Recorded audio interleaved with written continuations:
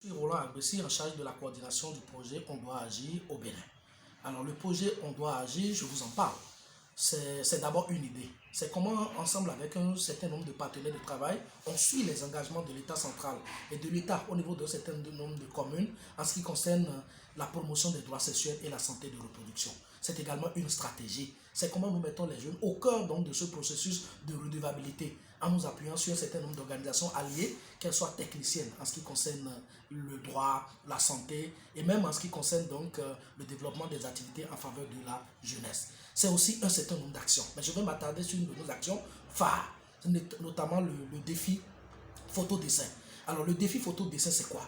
Ça dit que nous avons dit que nous mettons les jeunes au cœur du processus de redevabilité. Donc c'est eux à qui nous avons donné des capacités qui décident ou non d'aller vers les autorités dans un dialogue de plaidoyer pour faire changer les lignes, pour faire bouger les lignes. Mais pour ce faire, il faut qu'ils aient de la matière. Et nous avons décidé donc de les mettre au défi, donc de remonter les difficultés, de remonter les succès même, en ce qui concerne donc l'accès aux services et aux informations pour, de façon globale, ce qui concerne les droits sexuels et la santé de reproduction.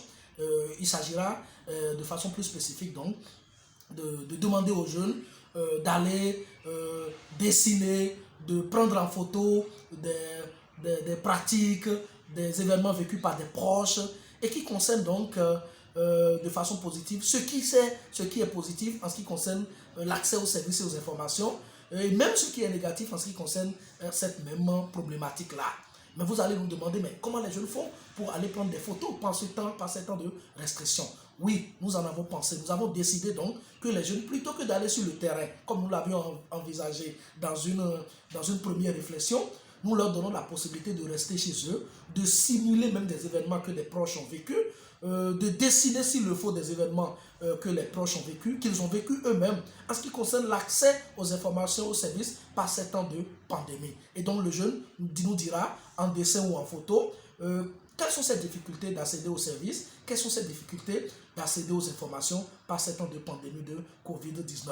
Et nous, dès lors que les informations vont revenir, ces informations, ces dessins, ces photos vont arriver, nous allons donc dans une galerie en ligne, continuer à travers donc une campagne digitale par adresser ces problèmes-là aux autorités, leur montrer les succès qu'il y a eu par endroit, leur montrer également les difficultés que les jeunes ont eu d'accéder aux services et aux informations, surtout en ces temps de pandémie.